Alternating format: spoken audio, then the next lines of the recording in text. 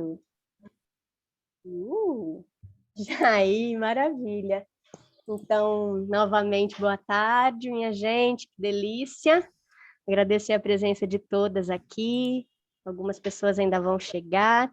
E agradecer principalmente Miriam por essa participação nesse dia aqui de encerramento, nessa oficina de contação, que, como eu trouxe no começo, começou em agosto de 2019, então foram mais de 2 anos de encontro, de uma turma extremamente dedicada, com momentos mais de extrema expansão, outros de recolhimento, mas que com certeza de muitos aprendizados, né?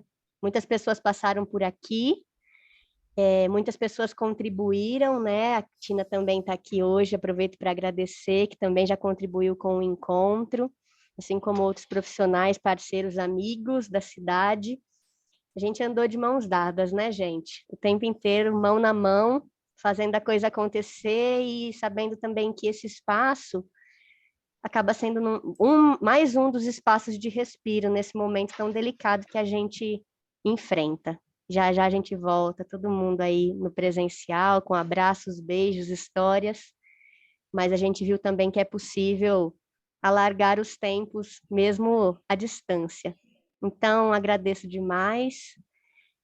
Miriam, gentilmente, também vai ter na sua fala de hoje um espaço para que todas falem, então nem vou abrir agora, já aproveito e passo a palavra para você, Mi, nesse encontro de hoje.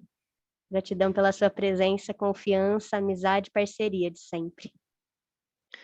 Poli, agradeço demais o convite, fiquei muito feliz porque eu acompanhava o desenrolar do hangar, morrendo de vontade de estar junto, nem sempre podendo estar, né? Na verdade, a quarta tarde era sempre um tempo horário aí de trabalho, mas assim, espiando de fora e falando assim, ai meu Deus, o que estão fazendo? Quero estar lá, né?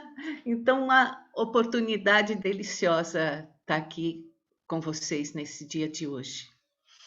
Coincidentemente, eu não sei dizer um dia, 2 dias antes de você me fazer o convite, eu pensando na questão de histórias, me veio um pensamento, que é o que norteou o que eu pretendo falar hoje.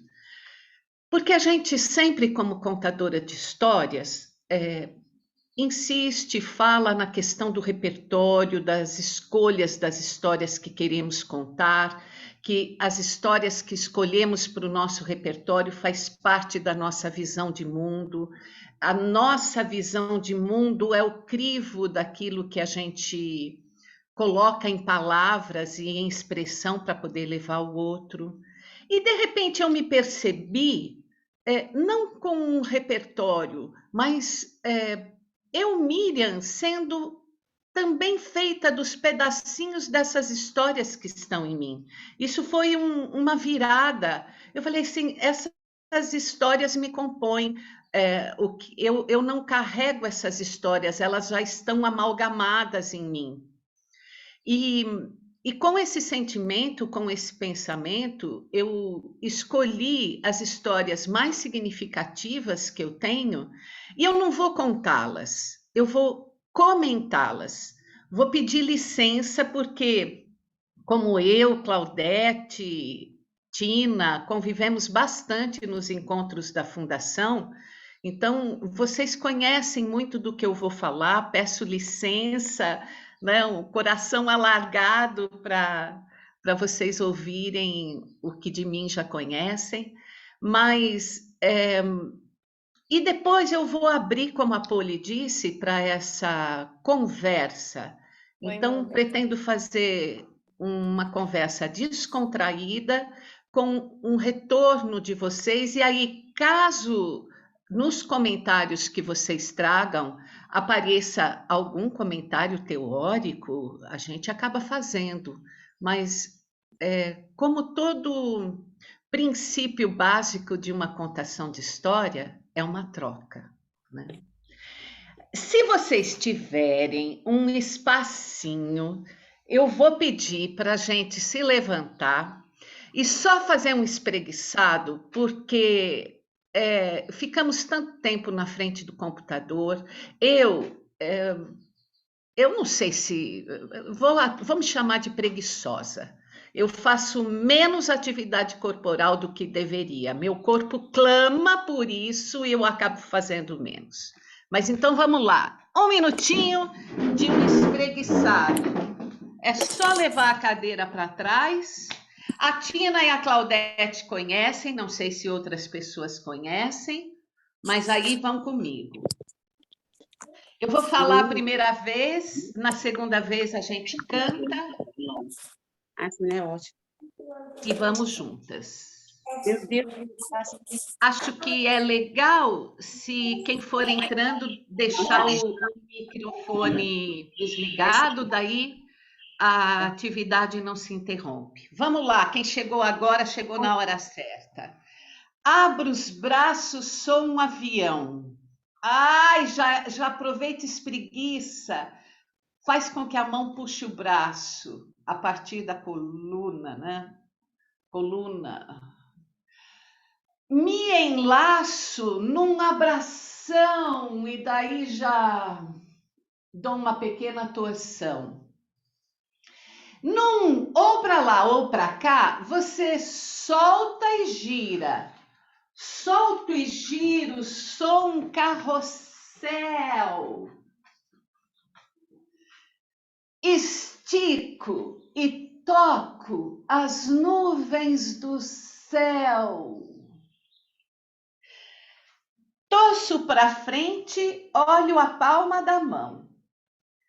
Torço para fora e abro os braços. Sou um T na canção. E aí, olha aí para não bater no computador, né? Balanço os braços e dou uma batidinha no meu corpo.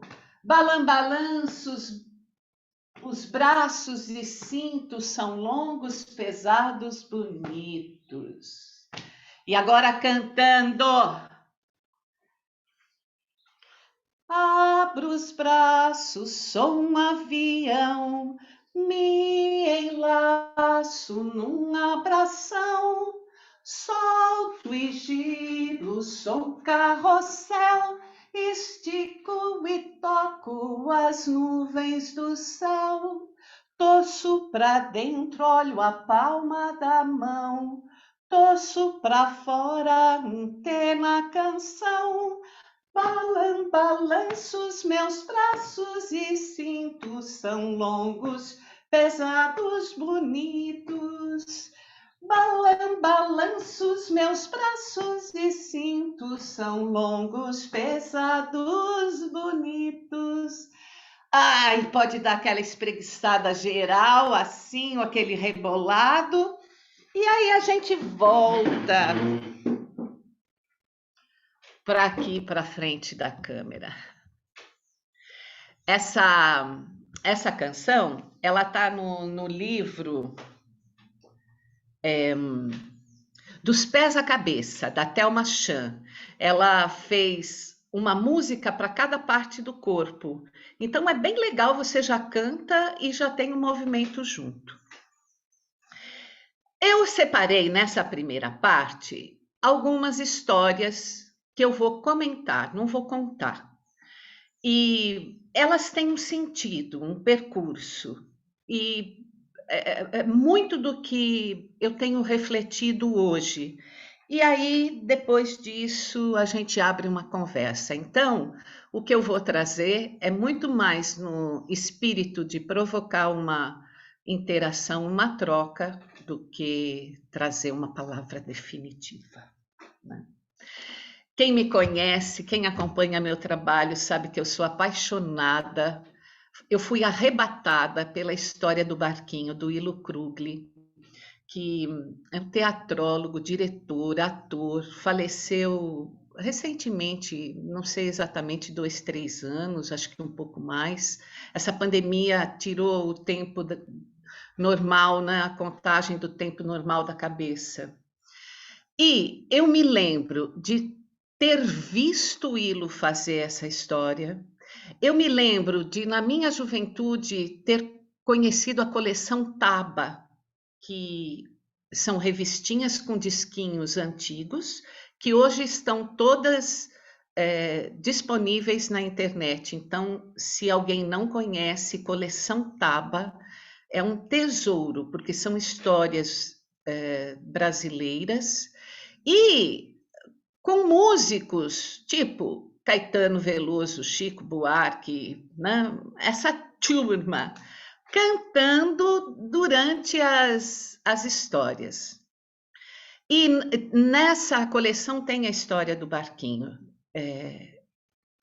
Aí, quando eu me vi numa situação como atriz de...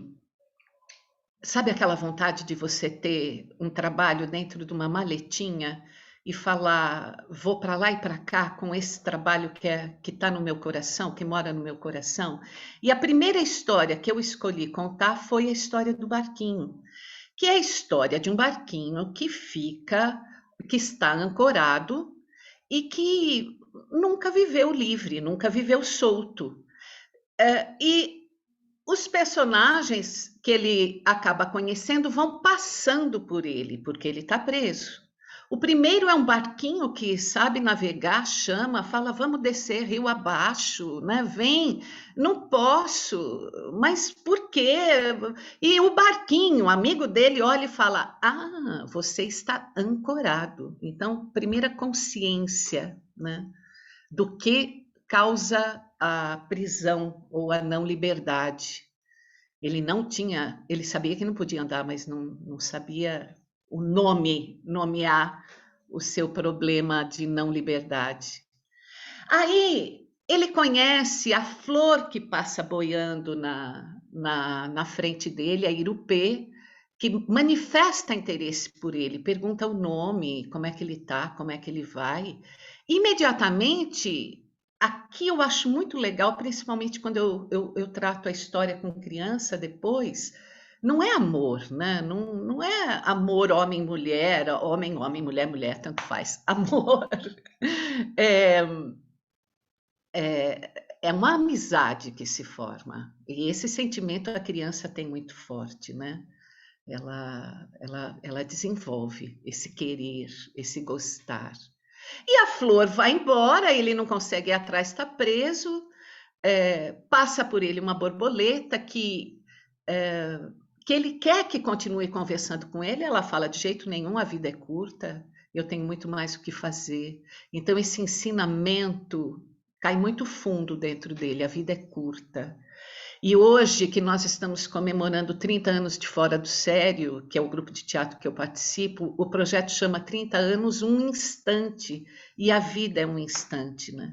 E aí ele bota na cabeça, se a vida é curta, eu tenho que fazer alguma coisa, eu tenho que procurar irupê. Ele não consegue sair de lá. Até que chega uma personagem, a aranha, que o diálogo é tão sucinto e, no meu ver, tão sublime. Nossa, que feia! Eu não sou feia, eu sou aranha. Então, o tempo todo, o diálogo, ele é tão preciso. Eu acho que ele foi assim construído ao longo de anos, lapidado, como o mar rola as pedras na praia, porque cada palavra é essencial e está no lugar correto, do jeito correto. E ele oferece, então, para a aranha um presente, a corda, que ela aceita. Ele pediu antes que ela fizesse um favor, mas as aranhas não fazem favores, elas aceitam presentes. A aranha leva a corda e ele se vê livre, solto. E a única coisa que ele pode fazer é descer rio abaixo, descer correnteza abaixo, porque ele não tem controle nenhum. Quando ele vai conhecendo os seres que estão à margem do rio, a árvore, que chama ele de sem educação, porque não parou para conversar, mas ele não sabia. O peixinho que pediu amizade, ele falou que tinha outra coisa para fazer. O moinho que não parava de girar E ele perguntou, mas aonde você vai? Eu não vou a lugar nenhum, mas você não vai a lugar nenhum porque você se mexe tanto, porque o vento me leva. Pede para o vento me levar também. E aí vem a ventania e leva o barquinho com toda a força rio abaixo. É quando ele encontra a Irupê presa no meio das raízes. E depois a gente vai contando história, né? Eu mudei de raízes para lixo, que tem de lixo na beira do rio. A Irupê presa. Ele quer parar, ela pede para ele parar, mas ele não tem controle, e aí a situação está invertida, ele vai embora e cai no mar. O peixe do mar ensina que aquela água é salgada. É tão legal você descobrir qual é o seu espaço de vida, né? Qual é o melhor lugar para a minha vida florescer. Aqui, nesse caso de um barco, água doce ou água salgada. Ele é um barquinho.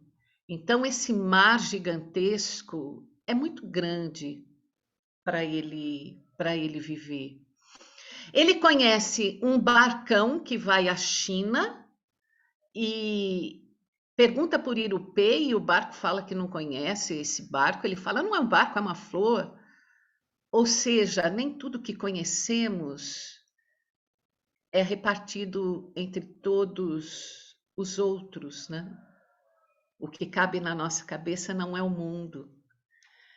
Ele está muito sozinho, ele tem por companhia um sol, mas ele não consegue diálogo com o sol. Eu não sei se eu sou apaixonada demais por essa história, mas mesmo essa cena onde ele não consegue diálogo com o sol, para mim é tão forte, porque nós somos natureza, estamos inseridos na natureza, não há separação.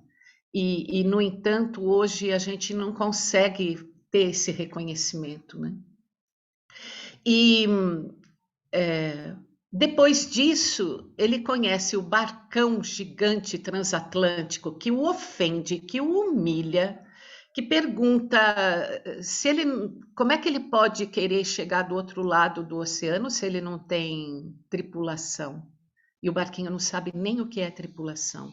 Vem à noite, ele fica desesperado porque ele se lembra do que a borboleta falou, que os barquinhos vivem só um dia, e ele acha que vai morrer. Vem uma tempestade, ele realmente está batendo nas pedras, ele vai sossobrar, ele vai... Até que chega um marinheiro que tenta colocar uma âncora nele, e ele fala, de jeito nenhum. Eu já vivi preso e ancorado, e se for assim, eu prefiro me afogar no mar.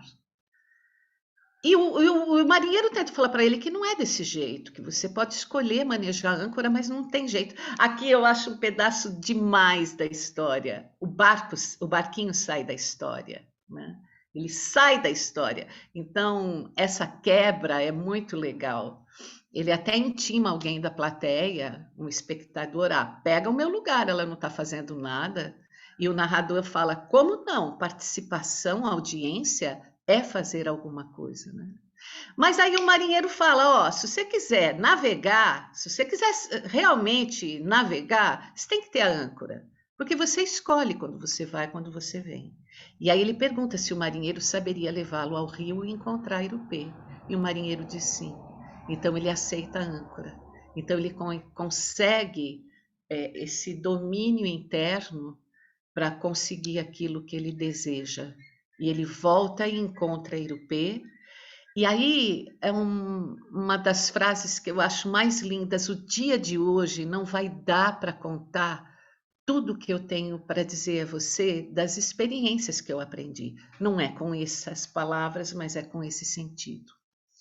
E aqui eu ressalto aquilo de mais importante que de todo o trabalho com histórias eu elegi, né? Se for falar uma palavra, experiência. É essa única que é o grande conhecimento e a grande sabedoria. E aí, só para finalizar o barquinho, deixa eu mostrar, acho que, não sei se todo mundo conhece, mas vamos lá. Quem fez os objetos para mim, Jair Correia, são objetos que têm acho que 25 anos, E eles vivem comigo, né? O transatlântico, que é um ferro de passar roupa, aqui cheio de... O leme é uma... Opa! Precisa de cola. Escova de dente. O barco que vai à China, um espremedor de laranja, esse compasso atrás. A aranha eu gosto muito porque dá para brincar com ela, né? E aí o Jair fez com óculos aqui. A última vez que eu usei, eu tirei os óculos, ele ficou bravo. Falou assim, não foi isso que eu fiz. Quem é das antigas sabe essa régua, né, de fazer curvas, de desenho, e aí ele montou a borboleta. A árvore eu gosto demais. Eu não achava a árvore, ela entrou para o rol da limpeza. Eu falei, ai, volta aqui. O marinheiro, né? O sol. Já teve criança que pediu se podia comer. E por aí vai. O barquinho, ele é quase barquinho mesmo, né? O barquinho e a flor são barquinho e flor. Mas eles também têm todo o cuidado da âncora. A flor, aqui foi até usado algo semelhante como hilo. Todos os personagens, o hilo fazia com anéis. Então eu trouxe a flor também como anel e é fácil manejar. Mas ele não fazia algo assim, flor, flor. O hilo não fez isso. Ele trabalhava com tecidos e panos. História do barquinho. Eu vou para a segunda história. A Mata. Mata é o nome do livro. Da Heloísa Prieto. A história do barquinho, eu coloquei assim no meu repertório, né? E estava com ele, virou espetáculo. Ah, muito importante da história do barquinho, quando foi para o palco, eu criei um prólogo. Tinha o irmão grandão, o Zé Grandão, e a irmã pequenininha, a Marianinha. E o menino grande batia muito na pequena, né? E a narradora enfrentou, falou assim: escuta aqui, tamanho não é documento. E eu vou provar que você cresce e diminui todos os dias, você muda de tamanho todos os dias. Ele falou: de jeito nenhum. E aí ela falou assim: quando você está no fundão da piscina, seu pai não fala, sai daí que você é muito pequeno? Quando você está fazendo bagunça no quarto, seu pai não fala, arruma tudo, porque você já é bem grandão e tem que deixar o quarto em ordem? Quando você está escutando conversa de adulto, sua mãe chega já para a cama, hora de criança, dormir, você é bem pequeno. E aí a Marianinha falou, sim, sim, é verdade, né? E eu queria saber um espelho mágico que desse o meu tamanho. E esse prólogo foi extraído do livro Bem do Seu Tamanho, da Ana Maria Machado. E no livro da Ana Maria Machado, a personagem, a Helena, ela sai pelo mundo para descobrir o tamanho correto dela. E essa frase, somos do tamanho das aventuras que vivemos, é desse livro, que eu adotei para mim, para minha vida. O livro, aí o Sesc vem e convida, né? Isso foi, acho que 2006. Eles começaram com o projeto de contação de histórias. Miriam, vamos contar a história do folclore. E eu não queria contar a história do folclore, essa vitrine, né? Eu falava, tem que ter algo além dessa vitrine, com uma profundidade maior. Foi quando eu cheguei no livro Mata, da Heloísa Prieto. E eu juro para vocês, o livro pulou na minha mão. Não fui eu que peguei o livro. Eu não sei como isso aconteceu, mas de repente ele fez... Plum! E eu fiquei encantada, porque o livro é uma cebola. Você vai entrando em camadas. De cara, a Lilia Schwartz, que é uma historiadora fantástica, ela já discute a questão da cultura, a questão do folclore, o que é essa palavra inserido, a questão da palavra folclore inserida dentro da cultura, a movência das culturas, que não é tão cristalizado assim, que veio aquele pânico, né? Século XVII, XVIII, XIX, vamos catalogar, vamos classificar, porque senão tudo vai se perder. O que foi um ótimo trabalho, mas nada é estático. Ela ressalta muito isso. A movência cultural ela é muito forte, porque apesar de reproduzirmos a tradição, as culturas estão sempre em contato e sempre em constante modificação. E aí e aí é muito legal que a autora, depois de toda essa abertura, ainda faz uma referência a quando ela era criança, que ia na fazenda do avô, que fez amizade com um menino da fazenda vizinha, e os funcionários da fazenda, as meninas funcionárias da fazenda, falaram assim: escuta, você não vai jogar um pó de amarração em cima dele para quando você for grande você casar? E ela se desesperou, entrou embaixo da cama, nunca mais quis falar com o menino, nunca mais encontrou o menino.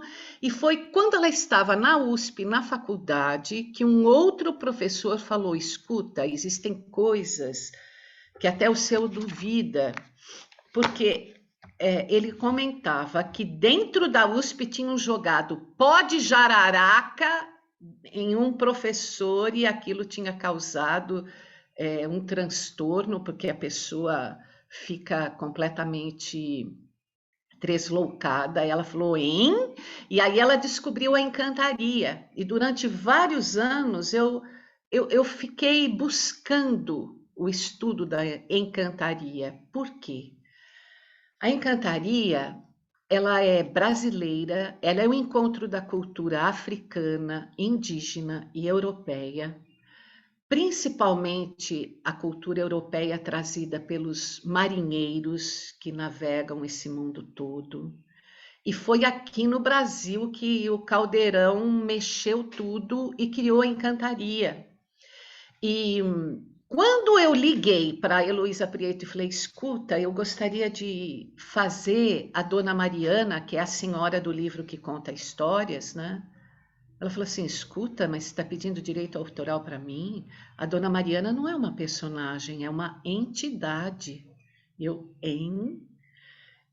E isso mexeu muito comigo. Eu fui atrás da encantaria, descobri centro de encantaria em Ribeirão Preto, mas a senhora só me daria os segredos da encantaria se eu começasse a praticar a religião, e não era o que eu queria naquele momento. Então, isso tudo me perturbou por um bom tempo, mas esse livro faz parte, né, de um tesouro que eu carrego, e Os Sete Fios d'Água é uma das histórias mais lindas de amor que eu já li, conheci, contei, que é um menino que é encontrado num igarapé, num lugar onde todas as mulheres, homens, crianças são morenos, de cabelo preto, e o menino é loirinho de olho azul. Todas as mulheres querem essa criança para si. Como ninguém chega num acordo, uma ama de leite fica com ele por um tempo, até que ela tenha a brilhante ideia, a criança vai escolher a mãe dele, pensando que a criança a escolheria, e a criança, quando ela fala isso, pula no colo de outra pessoa, de outra mulher. Essa mulher já tinha perdido um filho, e ficou absolutamente encantada, ficou renovada com a presença desse bebê lindo, maravilhoso, que parecia um boneco. E como a vitalidade voltou para a casa dessa mulher, o bebê d'água trouxe essa felicidade, esse encanto, ela engravidou, e no aniversário de 1 ano do menino do igarapé, a criança pula para o colo de uma outra mulher. Essa segunda mãezinha grávida tenta segurar o bebê para si, não consegue. Essa terceira mãe é viúva, tem muitos filhos.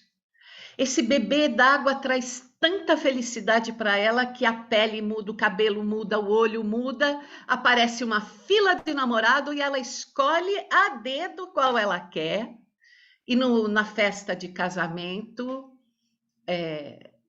a criança vai para o colo de uma quarta mãe, que era órfã, e que se encanta tanto com esse menino, renova tanto o movimento, o ar na casa dela, que ela acaba conhecendo uma senhora que parecia mãe, e as duas vão morar juntas. No aniversário do menino, ele pula para o colo de uma outra mulher, que é uma mulher que ninguém gostava na vila, né? Uma mulher mãe dos mistérios, ela sabia mais segredos do que deveria. E na vila ela era bem maltratada, mas ela fez tantos brinquedos para o menino, e ele pegava esses brinquedos todos, juntava numa sacola, levava na praça, e tudo quanto era criança aparecia para brincar com aqueles brinquedos. Os pais dessas crianças começaram a encomendar brinquedos para a Mãe dos Mistérios. Ela montou uma peça teatral com todo mundo, com todas as crianças da vila. No dia da apresentação da peça teatral, essa criança pula para o colo de uma sexta mãe, e a sexta mãe tinha uma criança que ninguém na vila compreendia. Ele fazia tudo ao contrário. Ele queria agradar, ele batia. Ele queria falar uma palavra de carinho, ele xingava. E aí o menino d'água começou a interagir com ele de uma tal forma que as outras pessoas da vila viam os dois brincando e começaram a se aproximar. E no dia do campeonato de futebol, esse menino estabanado fez tantos gols que ninguém percebeu quando o menino d'água voltou para a água ao encontro da sua verdadeira mãe, a mãe d'água. E nesse dia, todas as crianças da vila tiveram o mesmo sonho. Esse sonho que a mãe d'água, com seus cabelos brilhantes, abraçava o menino. Quando eu contei já essa história em várias situações, surpresas mil. Nem sempre, quase nunca eu peço retorno comentado, falado, explicado da história. Mas uma professora uma vez me procurou chorando. Olha, eu estou sofrendo porque eu vou me casar, tenho que deixar minha mãe. Essa história me ensinou que eu devo fazer isso, que é o momento de eu fazer isso. Que eu preciso que eu preciso compreender que a minha vida é outra. Houve um momento que uma pessoa muito querida chorava pela morte da sua filha, que tinha se suicidado. Eu não sabia o que fazer. Eu não sei por que eu contei essa história. Ela parou de chorar e olhou para mim e falou assim: faz 3 dias que eu sonho com uma criança dentro d'água. Por que você está contando essa história para mim agora? E eu não sabia dizer. Uma vez eu contei numa periferia, assim, muito carente, e uma criança virou para mim e falou assim: esse menino é ingrato. Todas as pessoas amaram esse menino e ele abandonou todas.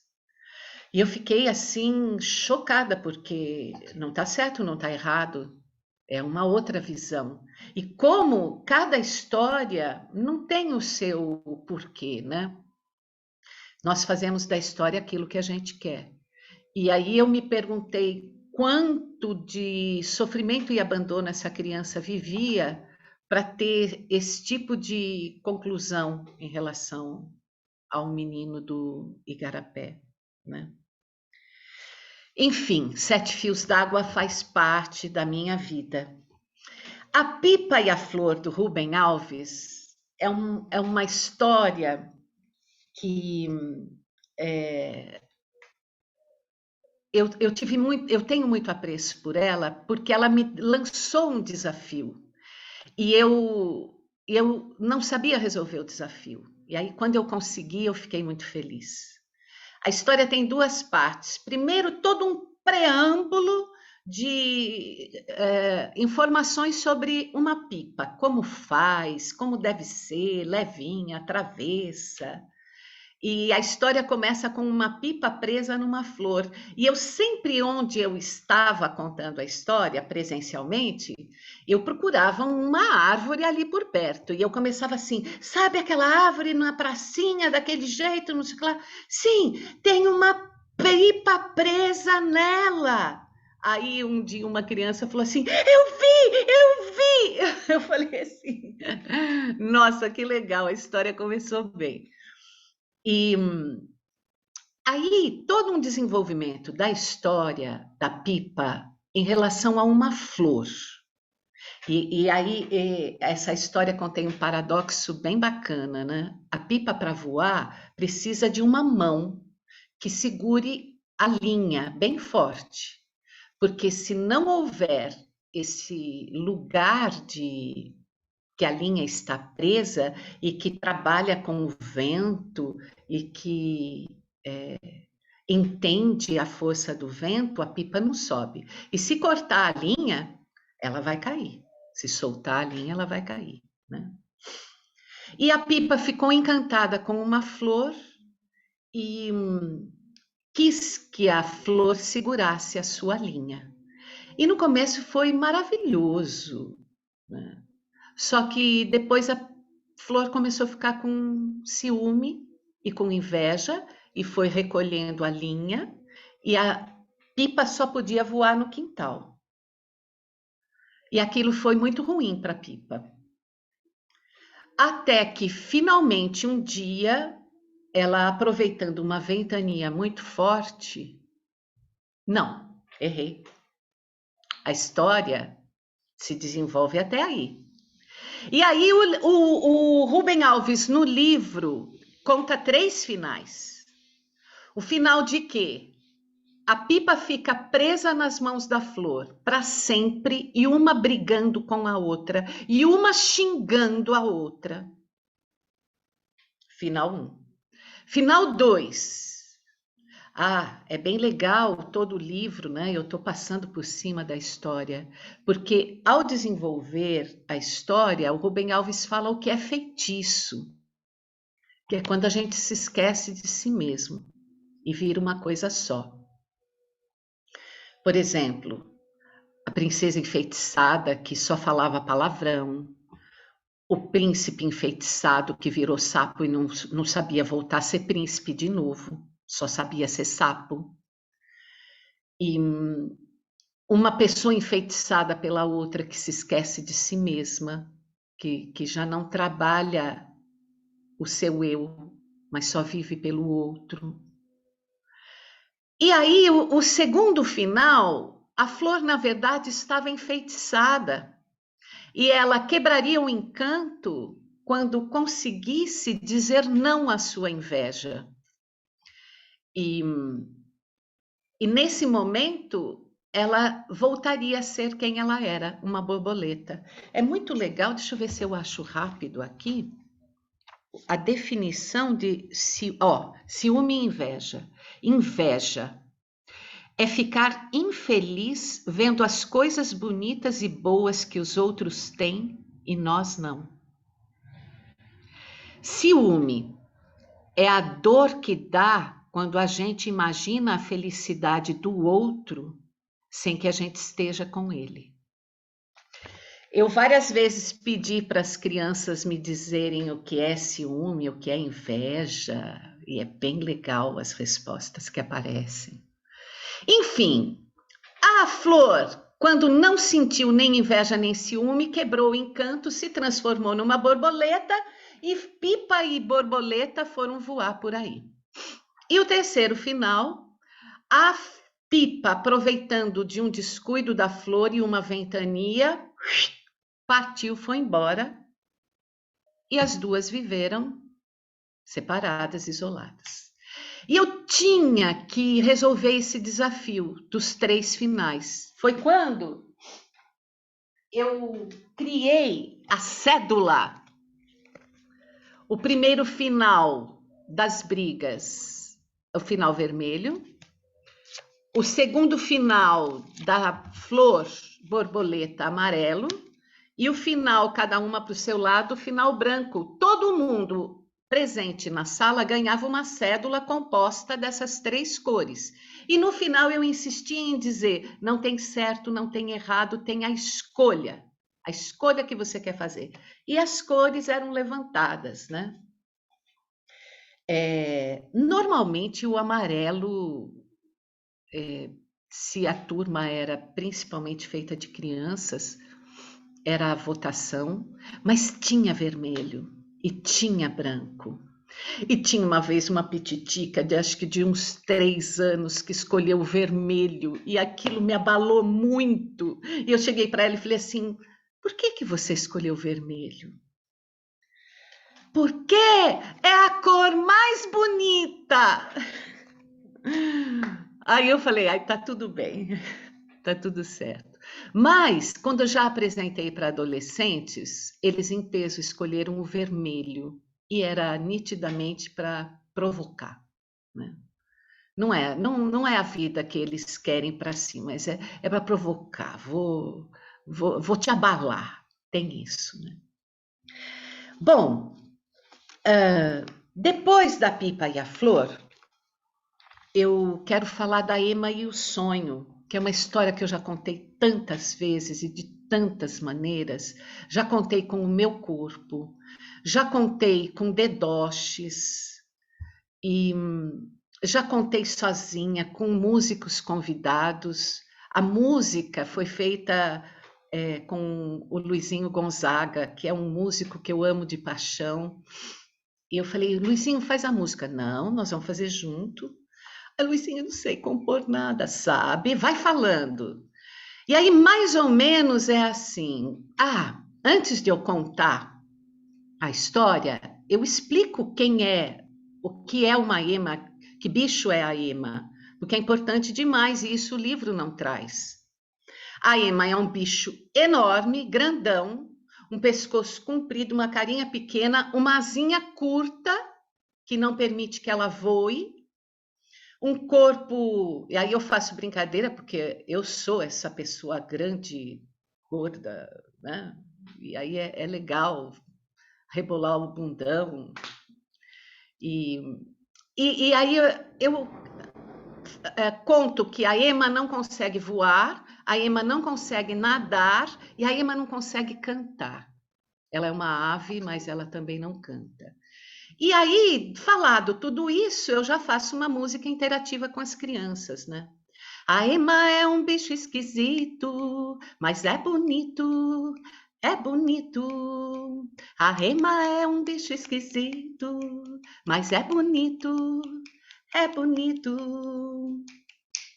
Sabe voar? Não, sabe não. Sabe cantar? Não, sabe não. Sabe nadar? Não, também não. Sabe correr? Sabe. Enlouquecida, desvairada, destrambelhada pelos campos, pedindo ao vento para subir, subir, subir e voar. Aí, cantado isso, começa a história dessa ema, que assim que ela quebrou a casca do ovo, olhou para o céu, viu uma borboleta amarela e quis voar. Mas todo mundo disse para ela que emas não voam. Então, ela se conformou e um dia que ela escolheu um caminho para caminhar, diferente de todos os outros dias que ela já tinha caminhado, ó, importante, gente, um dia virar para a esquerda e não para a direita, né? Ela encontrou um lago, uma rocha, em cima daquela montanha de pedra, uma árvore. E ela pensou que se ela subisse no galho mais alto da árvore e pulasse de lá de cima, ela sairia voando. Então, ela simplesmente se pôs a caminho. E ela entrou no lago, não sabia nadar, começou a afundar. 2 gansos lindos, deslumbrantes, brancos, passaram do lado dela e falaram assim: sua louca, você vai se afogar, você não foi feita para isso.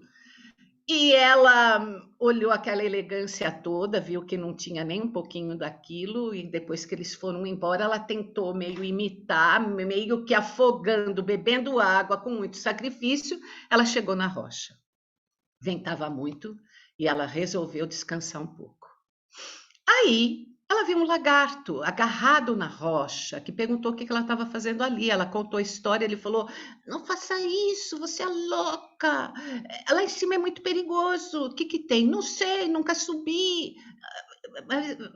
E aí ele se escondeu na rocha. E ela viu como ele se agarrava na rocha. Ela esperou parar de ventar e foi lá com o bico, com a asa, com a pata, subindo. Chegou em cima da rocha, encontrou um monte de galinha de Angola. Eu sempre pergunto para o Cordeiro de Sá, que é o autor, como é que as galinhas chegaram lá em cima. Mas é claro, não precisa de resposta nenhuma. As galinhas perguntaram o que ela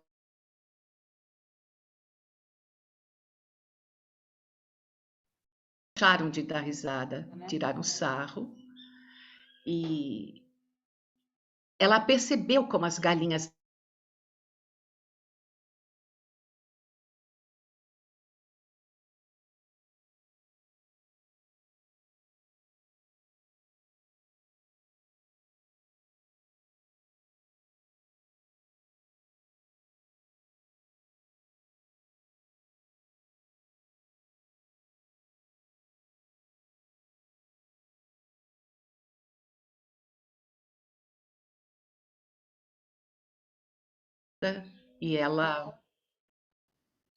e ela sobreviveu. Se machucou, mas sobreviveu. Queria entrar no buraco, desaparecer, mas teve que esperar a manhã do dia seguinte. E quando ela já estava humilhada demais, querendo voltar para casa, o João de Barro, gente, quem é esse João de Barro? É um professor, é o amigo, aquela figura indispensável em nossas vidas.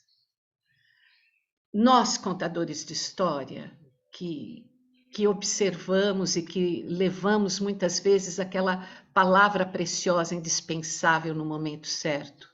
E o João de Barro falou, eu observei você desde o início e você fez coisas incríveis. Com licença, eu vou ler.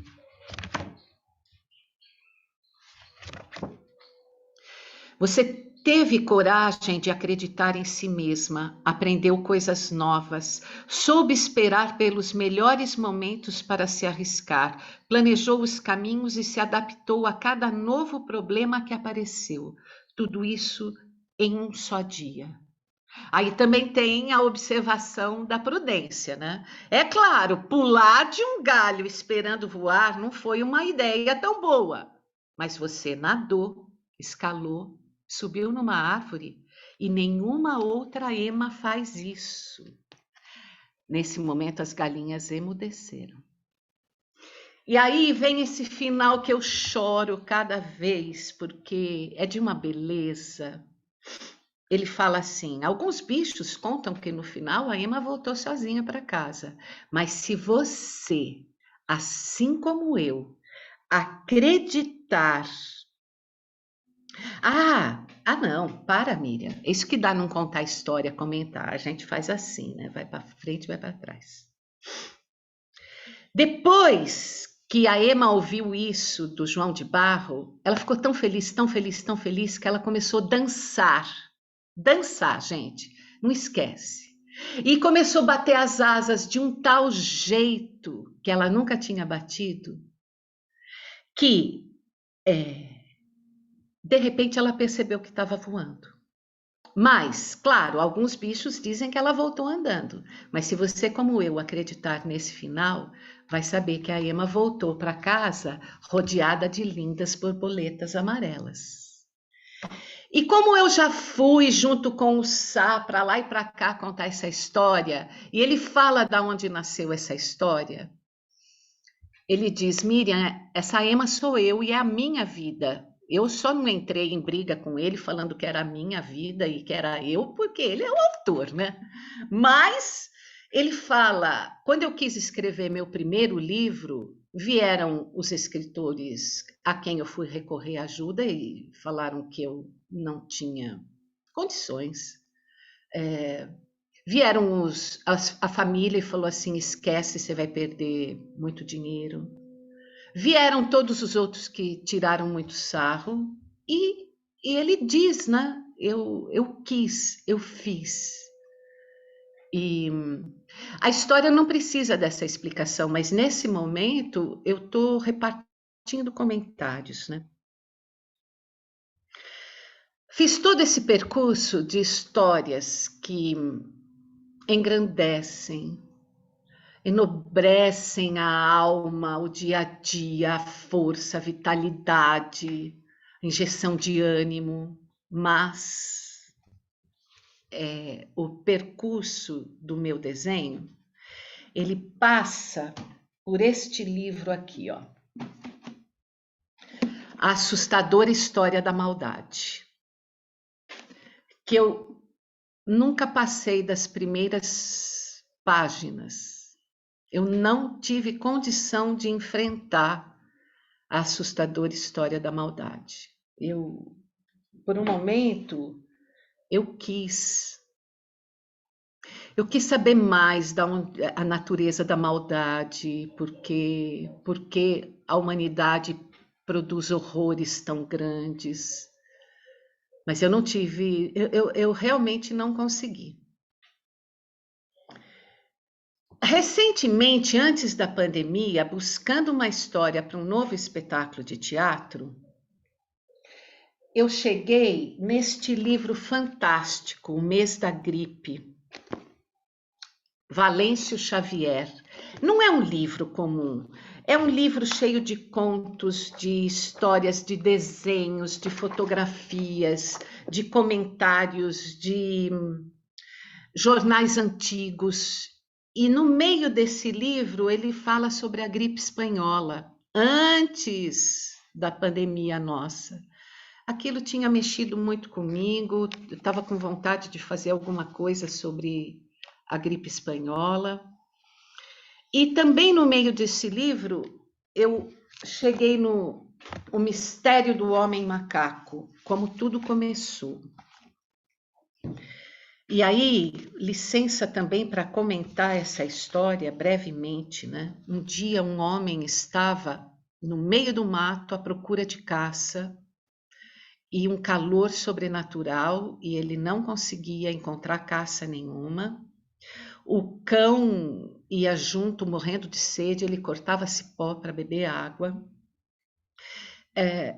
Abelhas pretas picavam o seu rosto, mas não era de dor, era de incômodo, né? Até que finalmente ele chegou numa clareira e, descansando, olhou para cima e viu um monte de macaco pulando de galho em galho, e até a maestria dos macacos, porque um ficava num galho e pegava os outros macacos no salto para eles completarem a travessia. Até que sobrou o último macaquinho, ele falou assim: carne de macaco é horrível, mas é o que me resta para o jantar. Apontou para o macaco percebeu que ia morrer e saiu com guinchos, implorando pela vida. Ele até deu risada, mas falou não. Nesse momento, ele percebeu que era uma macaquinha, uma macaca, porque tirou o macaquinho da costa, mostrou a cria, implorando pela vida. Ele pensou e falou não. Pá! Atirou. Na queda, a macaca morreu, mas conseguiu proteger o corpo do macaquinho e ele sobreviveu. O cão foi lá, comeu a mãe e ele colocou o macaquinho no bornal e falou: é a janta do dia. No caminho de volta, o cachorro dele começou a vomitar, mijar que nem cadela, não levantava a pata, correr atrás do rabo, uivar e sumiu no meio do mato e nunca mais apareceu. Quando ele chegou na casa dele, a mulher falou: mas isso é coisa que cristão faça. Catou o macaquinho e começou a cuidar do macaquinho que nem filho. E o homem não ficou sem jantar de carne de macaco aquele dia. E a mulher começou a cercar aquele macaquinho de todos os cuidados, dava mamadeira com o leite da cabra, e esse macaquinho bebia tanto leite, e por sorte ou por azar, o bezerrinho morreu picado por uma cobra, E aí tinha bastante leite para dar para o macaquinho. Esse macaquinho também tomava o leite com rapadura, e não se sabe se foi o leite da cabra ou a rapadura, mas todo o pelo do corpo dele caiu.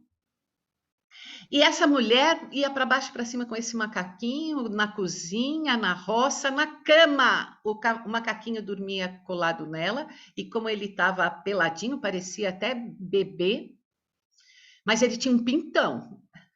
E a mulher até fez uma fralda, né, para segurar aquele pintão enorme. O marido não ligava porque o filho mais velho já estava fazendo vida na cidade, a filha mais nova, 12 anos, nessa idade de adolescência, ensimesmada. Ele falou: se não faz mal, tá tudo bem. E esse macaco cresceu assim. Até que um dia vem uma chuva, uma tempestade, um dilúvio tão grande, um vento tão assustador, que eles ficaram a madrugada inteira acordados no frio, enrolados no cobertor, porque aquele vento, aquela chuva entrava dentro da casa. E o macaquinho dormia, e era assustadora a quantidade de relâmpagos e raios, e eles esperando aquela noite horrorosa acabar. Até que um momento o macaquinho acordou, foi até o fogão, pegou um fósforo, riscou, acendeu uma lamparina. Até aí todo mundo achou normal, porque um macaco faz um monte de imitação.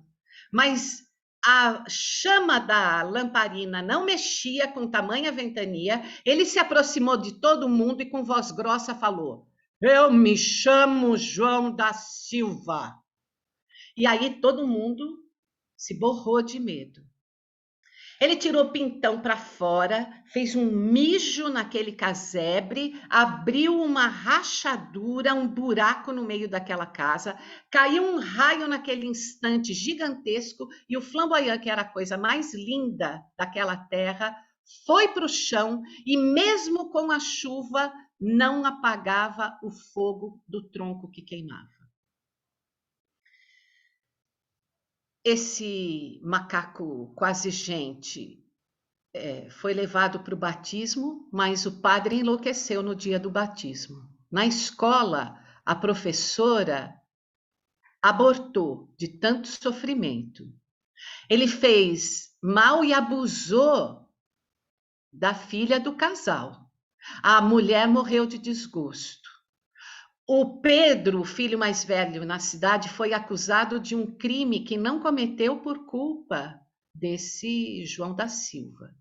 E esse homem velho, que agora é aleijado, vaga pelo mundo, sem conseguir contar todas as outras maldades que esse macaco gente fez. Ele contou para mim: "E se um dia vocês quiserem saber, até para se precaver, eu junto coragem e conto, mas hoje não." E aí, esse é o máximo que eu consigo da maldade, gente. É assustadora a história da maldade. Se alguém ler, me conta depois. Para acabar essa parte, que eu nem sei que horas são, já é hora de acabar, eu só quero comentar que tudo é passível de transformação. E para encerrar, a lenda das areias, a lenda da história, vou comentar brevemente, daquele riachinho que chega no deserto e que se acaba nas areias do deserto, e que a areia do deserto começa a conversar com ele, né? Deixe-se ser levado pelo vento, mas o riacho não queria perder sua individualidade, não queria perder sua essência. E aí a voz do deserto insistia: você precisa conhecer sua verdadeira essência, né? E o riacho queria continuar sendo riacho. Ele falou assim: não vai continuar sendo riacho. Ou você vai virar um pântano, um charco, ou você se deixa ser transportado pelo vento. Foi aí que ecos de memória e de lembrança ressoaram dentro do riachinho, e ele se lembrou que um dia talvez tivesse sido o vapor d'água. Então ele se encorajou se jogou ao vento e foi transportado pelo vento até muito, muito, muito, muito longe no topo de uma montanha e voltou a ser riacho. Então, quando eu estudando essa história, me lembrei que todo rio chega ao mar, isso é uma lei. Sabe quando você só de pirraça coloca no Google, tem algum rio que não chega no mar? Tem! O rio Okavango, no deserto de Kalahari, na África, no país Botsuana. Ele acaba nas areias do deserto, ele forma um labirinto de círculos e pequenas ilhas e não tem foz. Ele não chega no mar.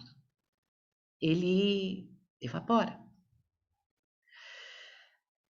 E aí, quando eu contava histórias da Amazônia, eu estudei os rios voadores, a chuva que cai na Amazônia, ela é composta de sais minerais que são só encontrados no deserto. Aí a minha cabeça fez toim, toim, toim. Falei, como que uma história milenar já carrega essa sabedoria científica? Né? Que conversa é essa que os sábios e sábias têm? E é com essas histórias que eu encerro, abrindo para ouvir e dizendo que depois da maldade, eu acredito na transformação.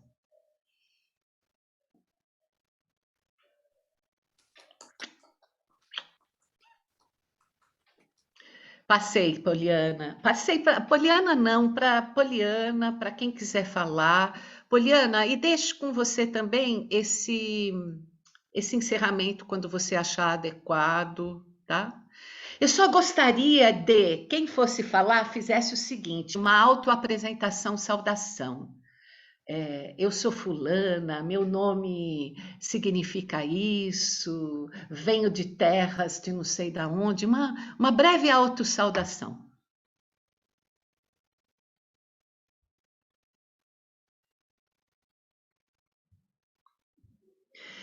Olha, não me incomoda esse silêncio, porque eu sei que a gente precisa respirar, assentar, deixar brotar alguma palavra. Então, se for o caso da gente ficar um tempinho. Eu já brotou. Ah, então brota, Márcia, Eu broto brota. rápido. Brota. Primeiro, eu queria agradecer estar com vocês todas, né? Principalmente com você hoje, Miriam.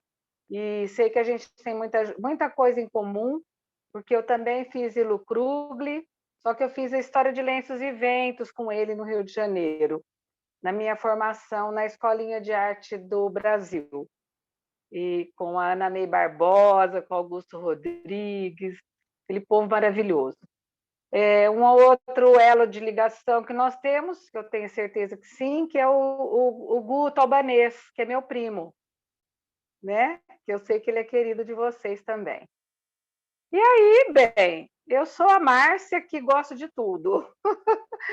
Eu sou canceriana e, ao mesmo tempo que eu tenho a arte dentro de mim, eu tenho a braveza, o estouro, enfim.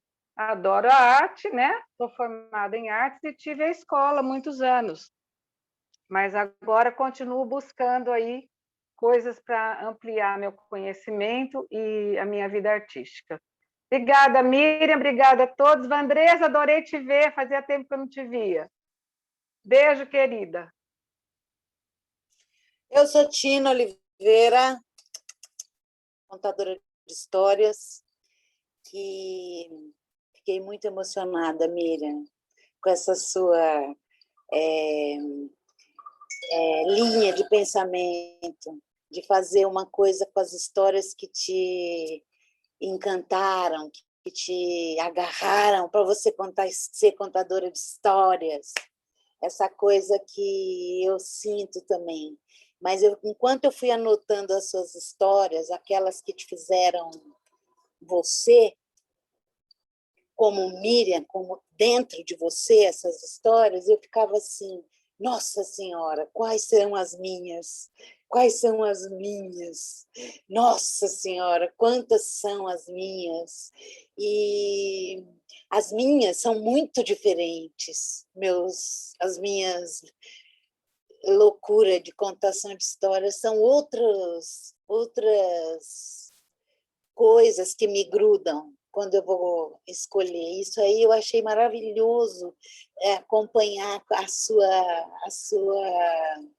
suas descobertas, porque também são nossas de cada contador. Acho que todo mundo que ouviu isso sabe cada palavra, cada coisa dessa sua lista também faz parte da nossa, de jeito diferente, em histórias diferentes, porque as histórias são infinitas, desde a vizinha aqui, que me fala umas coisas que eu tremo, e falo, ai, meu Deus, eu preciso contar isso, e conto de um jeito lá, enfiado na história, até essas palavrinhas que você falou, uma de transformação, que eu achei tão delícia. E é isso, eu não vou nem falar mais, porque eu estou muito emocionada, e vou ficar emocionada hoje até o fim do dia, até acabar o dia, com essa sua, ressonando em mim, essa sua trajetória. Muito agradecida. Amada Tina! Deixa eu falar agora. Eu sou a Claudete Feijó, né? Miriam, eu já te acompanho já há algum tempo, deve ter uns 5 anos mais ou menos que a gente já se conhece, mas eu acho incrível que a cada, por exemplo, encontro que eu ouço você falar, tantas coisas, quer dizer, sempre tem algo novo, sempre tem algo que, sabe, que eu não ouvi, é sempre uma surpresa. E hoje foi um dia muito especial. Eu quero agradecer a você e a Poli também, porque a Poli também é uma pessoa com quem eu tenho assim uma relação muito legal, assim, vocês são, sabe, as minhas grandes mestras. A Tina também eu aprendo com ela, que é com vocês que eu estou bebendo dessa água de contar histórias, né? E cada dia eu vou acrescentando um bocadinho. Então, obrigada, Poli, por toda essa nossa trajetória aqui nessa oficina. Eu estou emocionada. E hoje, terminar isso com a Miriam, com esse pessoal todo. Muito obrigada. Gratidão. É isso aí.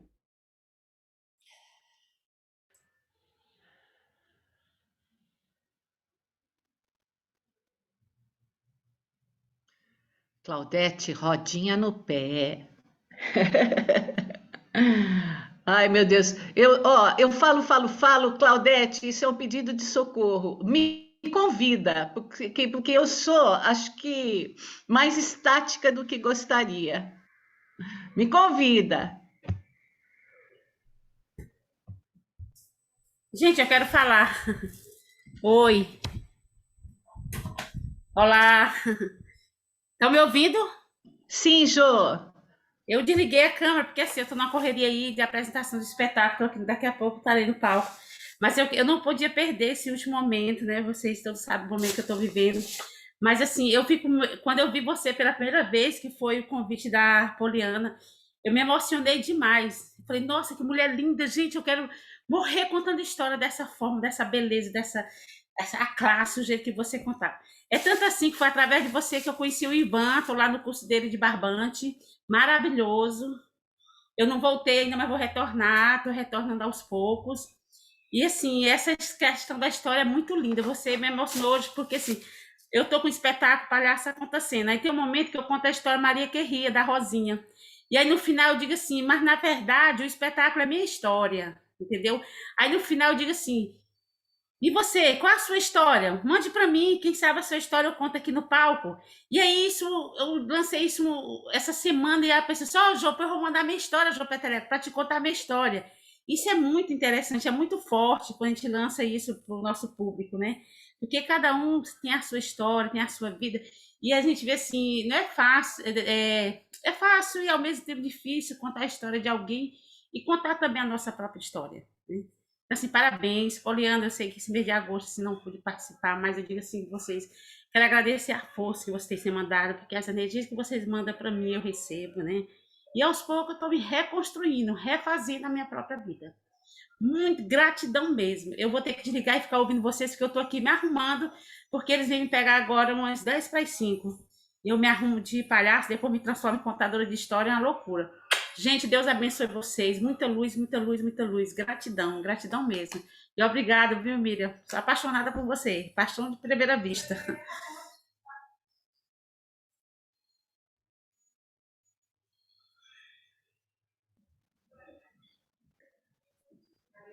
Poli, acho que está com você. E se mais ninguém quiser falar, eu Deixa eu só já deixo. agradecer, só vou agradecer, então. Eu quis deixar as pessoas que estavam mais tempo no curso, né? Mas eu acho que já está para finalização, então eu sou Vandresa Freiri, algumas pessoas aqui me conhecem, que eu participei do comecinho do curso na era presencial, né?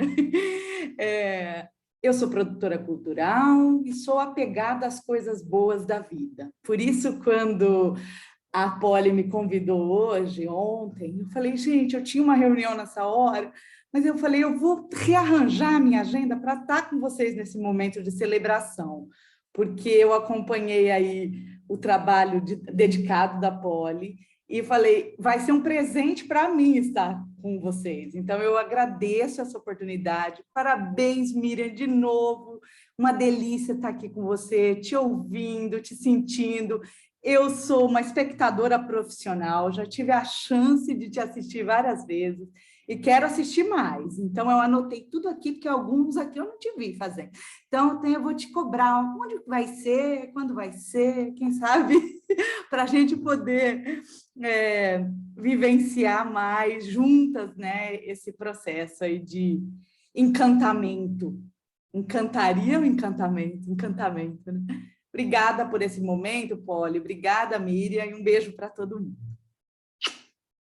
Vou aproveitar, Andressa, no final desse mês de novembro, a gente lança, o Fora do Sério lança o Nariz, e aí nós vamos ter momento de conversa. E nós que gostamos de história, o que eu sugiro, ler o conto original, O Nariz, do Nikolai Gogol, e depois ver a loucura que a gente fez, né? Que maravilha. Que, claro, transmutou muita coisa.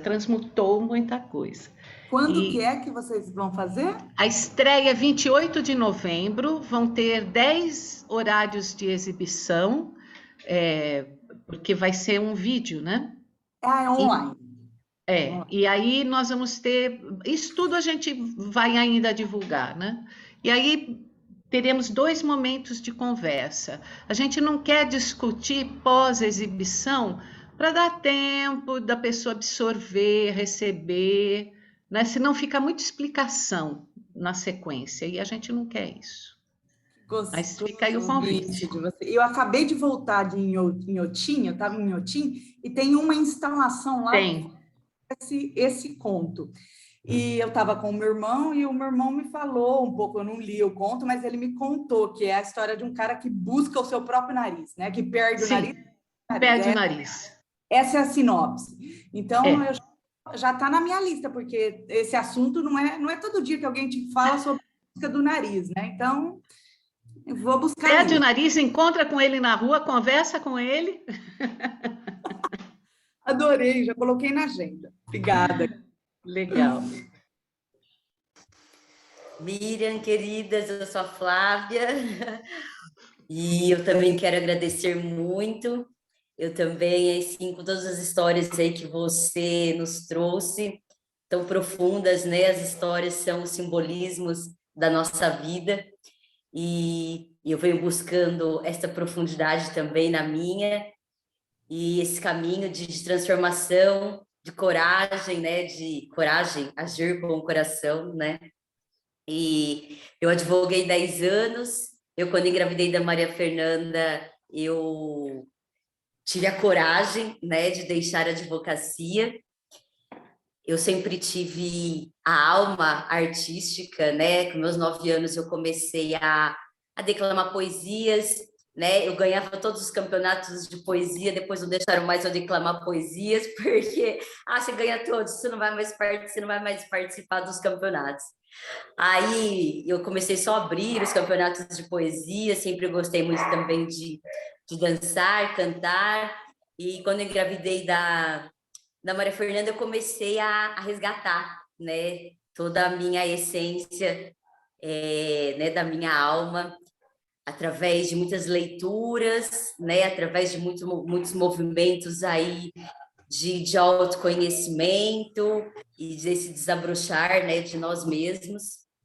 E aí fui fazer, né, já concluí minha pós na pedagogia Waldorf, que me trouxe aí muito também, né, esta parte artística, né, que ele traz aí esse desenvolvimento do ser humano integral.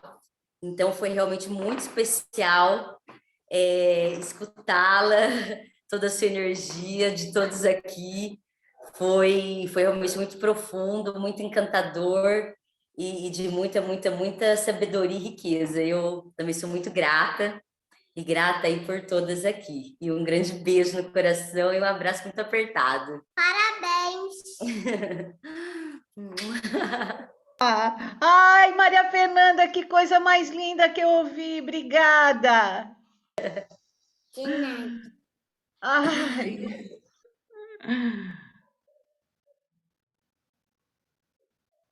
Pronto.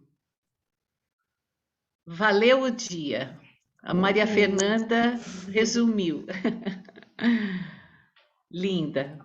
Aparecida quer falar. Bom, não faço parte de contação de histórias. Eu estou ingressando agora, eu sou Aparecida, sou aposentada, faço parte do clube do livro do 6.0 com Poliana, e ela me mandou o convite e eu entrei. Contação de histórias era um assunto que me interessava há muito tempo, mas eu nunca participei e nunca fiz nada nesse sentido. Como disse a Poliana no começo, o bichinho da leitura me pegou. Então, eu estou iniciando. E muita gratidão por todo o conhecimento que a Miriam passou e o incentivo, quem sabe, é uma porta aí para eu começar a fazer alguma coisa.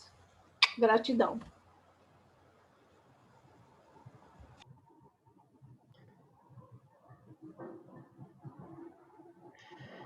Poli, só agradecimento, muito obrigada. Hoje foi mais um dia assim de resvalarmos nossas vidas juntas, com você, com todas essas amigas maravilhosas, de quem eu já conhecia, de quem estou conhecendo hoje. Então, só agradecimento, Poli. Obrigada. Está com você. Gratidão, querida. Acho que tem alguém querendo falar também. A Del é a Arlete? Sim, sou Ô, eu. amor, fica à Ouvindo? vontade. Sim, estamos. Boa tarde. Em primeiro lugar, me perdoem por não abrir a câmera. Eu não estou em condições de abrir a câmera. Eu estou numa situação bastante dodói, tá? Então, a situação aqui não está favorável para isso, mas eu fiz questão de falar um minutinho com vocês. Gostaria imensamente de agradecer a todas as companheiras que estão aqui, né?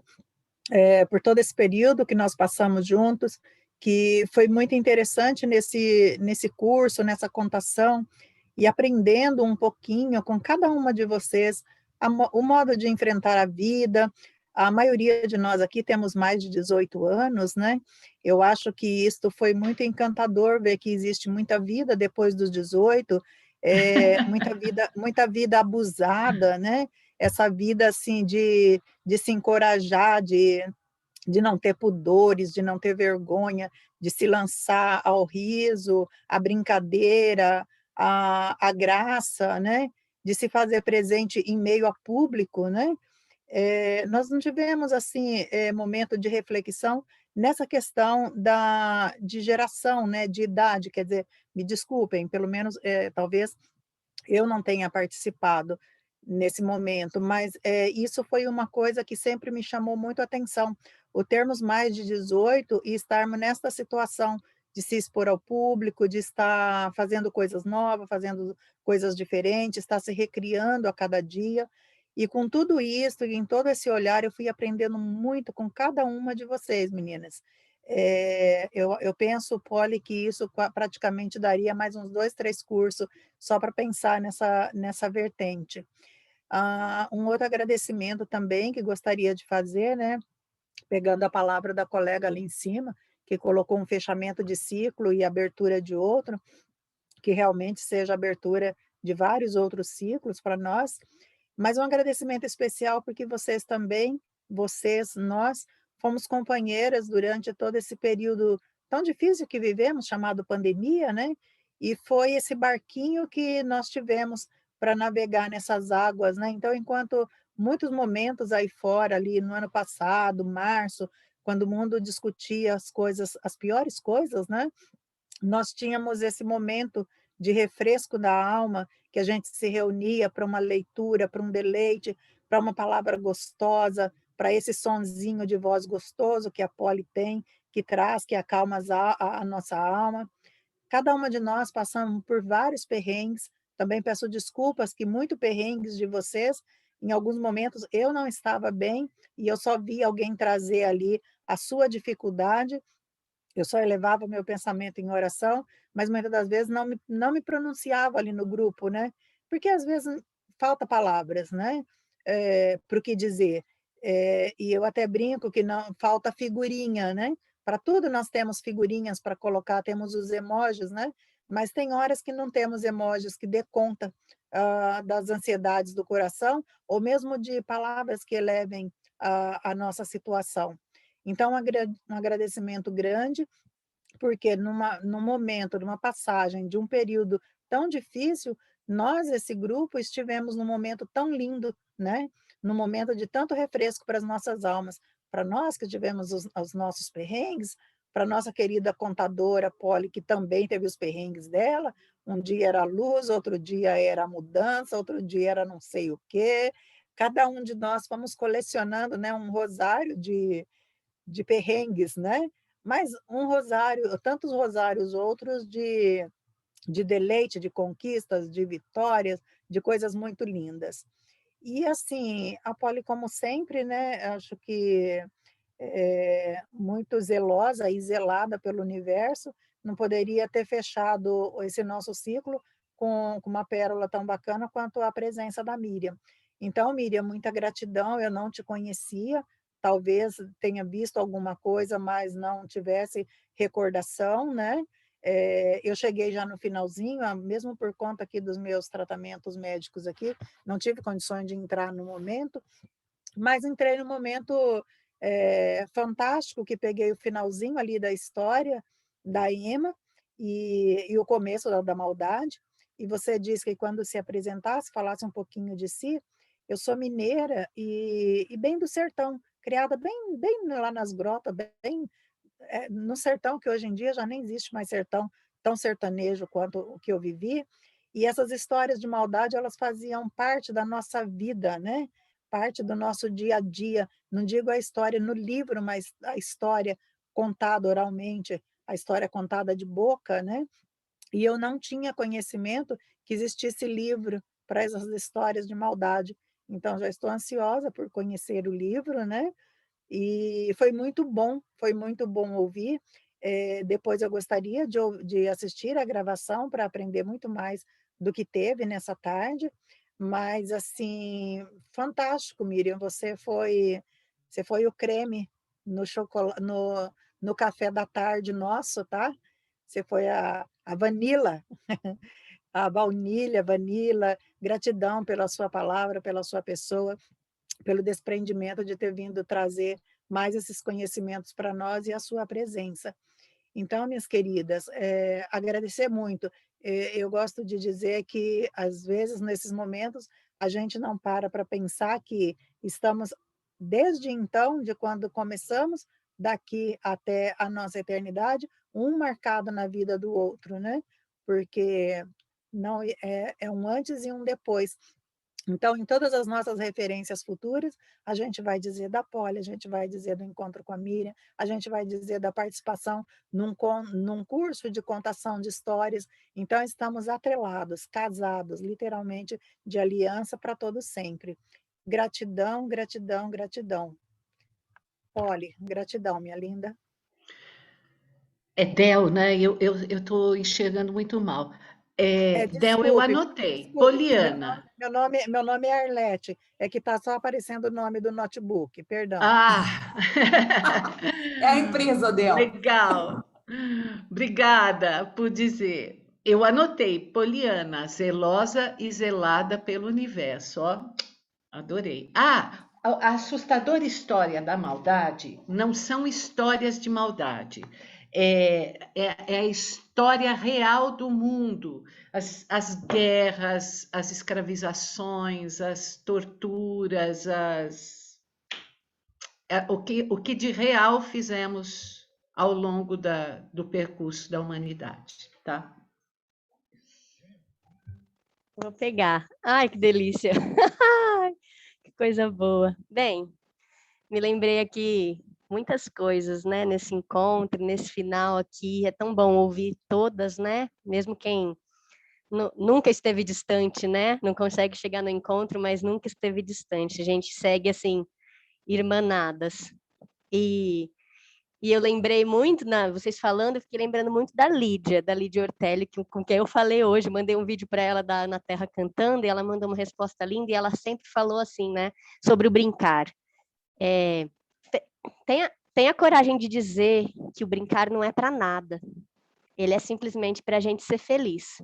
Ela sempre fala isso, né, não é para coordenação motora, não é para isso, não é para aquilo, embora seja também e possa ser, né, e é tudo isso.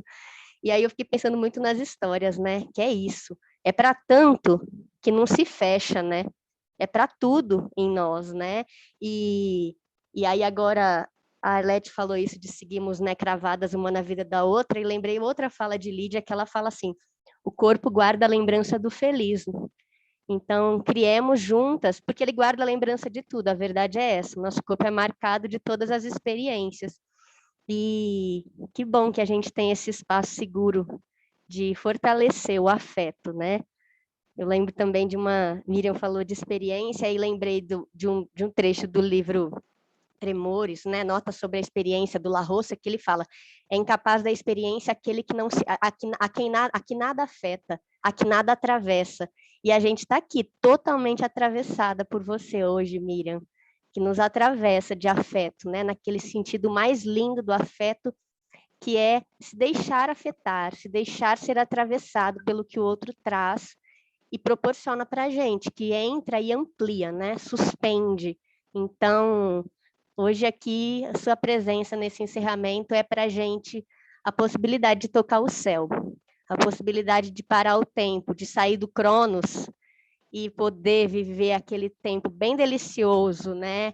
De suspensão, de vida, de presença, que a gente fala, não importa o boleto, é essa experiência que eu quero viver. Depois eu vou voltar com mais força para o boleto, vou voltar com mais força para os enfrentamentos, mas eu saio nutrida, né? Então, sua presença hoje foi assim, o celebrar de uma trajetória que a gente construiu juntas, que eu tenho a honra, né, de ter recebido a confiança de alinhavar com o meu fio da meada, mas que não se faz sozinha de jeito nenhum, né? Então, mais uma vez, chamando Lídia aqui na memória, é isso, vamos juntas, mão na mão, fazer o que a gente veio para fazer nessa vida, que é ser feliz e diminuir as injustiças que a vida tem, que o mundo tem, ainda, infelizmente. Então, que a nossa presença seja alento, seja bálsamo, né? Seja esperança. Te agradeço imensamente, porque hoje aqui você abriu uma brecha em nós, com certeza iluminou tudo. Gratidão, gratidão. E que bom poder mais uma vez estar juntas, estreitar a existência, né? Vamos seguindo assim. Ai, que delícia. Beijos, amor. Parabéns, Poli, pelo teu trabalho fantástico, pelas tuas palavras arrebatadoras. Parabéns. Ó, eu tenho uma dorzinha no coração, viu? Todas as vezes que te chamei para a Fundação do Livro e Leitura, você nunca foi. Esse ano eu encerro tantas coisas em aberto. Esse ano eu tirei para fechar, alinhavar, porque eu sou essa, né? Vai deixando os fiozinhos, assim, é tanto fio que espalha. E aí esse ano eu tô amarrando, e o tempo está também se otimizando, né? Tô acolhendo o tempo ao meu favor. Não tô mais brigando com ele. Eu vou conseguir chegar. Eu vou chegar. Ai, legal. Ótimo. Mais um encontro. Eu tenho dor também por não conseguir chegar com tanta presença. Já estou feliz demais por estar no grupo, porque pelo menos eu vou bebendo assim, aos pouquinhos. Mas eu agradeço muito, tanto. Obrigada, gente. Obrigada. Beijo, E gente. olha, prestigiem os encontros de contadores. Se quiserem, eu passo o contato, posso adicionar lá no grupo, né, Mi? Pode. Porque tem encontros preciosíssimos que Miriam conduz e também convida vários artistas, vários profissionais, e é uma coisa mais linda que a outra. Esse ano, com esses vários temas, foi demais. Divulga aí, Mi, por favor. Esse ano, na verdade, eu passei a bola e cada mês foi um contador. A Tina foi uma, a Fernanda Soto, se não me engano, foi a semana passada, porque o Arnaldo não pôde ir. Mas, assim, a Renata Martelli, o Diego de Santos, a Ana Carol Psitelli, nossa, assim, experiências muito preciosas. Então... Agora, minha gente, é grudar nesses contadores e começar a colocar as vozes de vocês também para o mundo, cada vez mais. Gratidão por tanto, gente. Agradeço muito. Gratidão. Muito feliz. Beijo, Poli. Beijo, Parabéns. beijo. Parabéns. Parabéns. Parabéns.